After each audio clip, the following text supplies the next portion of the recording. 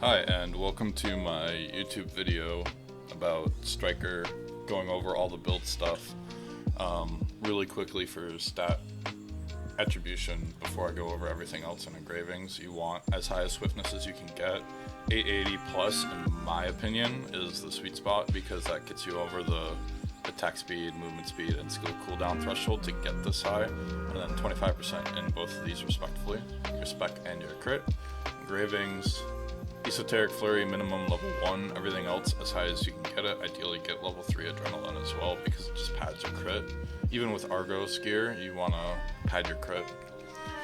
And then we'll go on with the rest of the build. I'm just going to pull up this little combo thing right here and briefly go over this.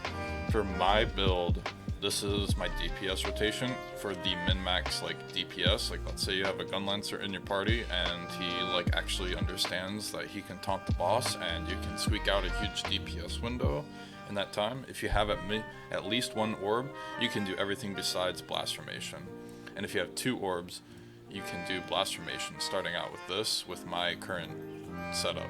And I can explain all of this going through the motions of you use Summon Wind God, that consumes 1 orb, Lightning Whisper into Sky Shattering Blow, this gives you an attack speed buff and your crit buff, so it also tops you out, it'll put you at 3 bubbles, and then Tiger Emerge, Tiger Strike, in whatever preferable order that you do the combo in, and then you finish with Blast Formation. So the Wind God, you summon it, and you then apply your crit debuff, so that means that for most of the time you summon your Wind Tornado, it's going to have the crit debuff to do more damage, and then the bleed will also gain the crit rate as well, I'd assume. Depends on how everything works. And then you can do this without 2 bubbles and instead just run 1 bubble and then do the entire rotation. You just cut out blast formation like I said. Alright, and then I'm going to leave runes over here, so if you are interested in specific runes, look at it. The only rune that I'm going to specifically address is Rage when I get there. Real quickly for gems, you want the 4 DPS skills because this is a 4 Esoteric Flurry skill build. You want all 4 DPS. I unfortunately don't have Tiger Emerge. I've been fishing for it, but I haven't gotten it myself. I use what I get and I go from there. So everything here is just I got it myself. And the reason that I have a level 3, for example, is because of the cooldown thresholds on this skill. It's an 8-second skill, so you need to consider cooldown percentages to reach different thresholds. I want it ideally below 6 seconds for spacebar canceling and just uptime, so things to consider. I'm gonna close out of that since I'm not gonna be talking about that stuff anymore.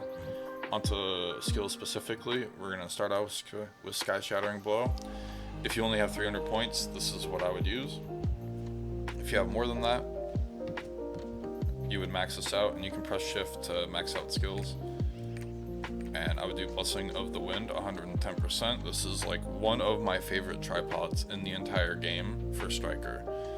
And Abundant Resources is just very nice. It helps with a little bit more bubble gauge.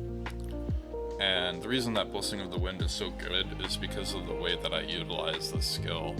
Even though it's a counterattack, it's still really core in applying attack speed for our build.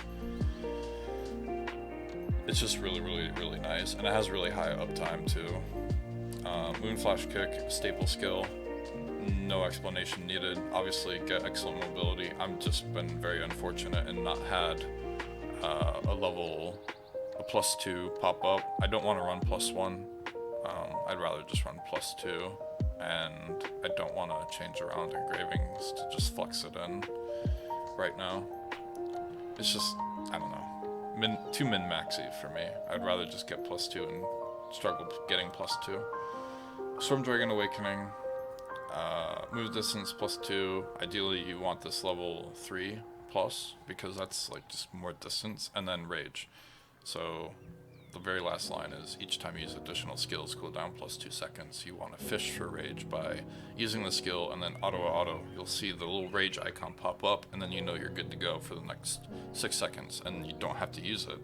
If you keep using it after you proc your rage, you just separate the time between your rage uptime just basically goes up.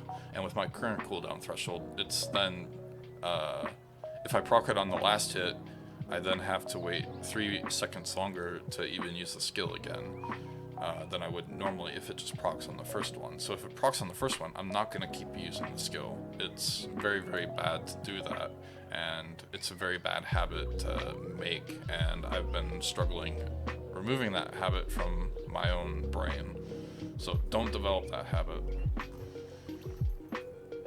Lightning Whisper, in the beginning you can run Lightning's Blessing, but when you get to about where I'm at, I'm just using Esoteric Extortion because just more bubbles. And then Quick Prep, obvious go-to.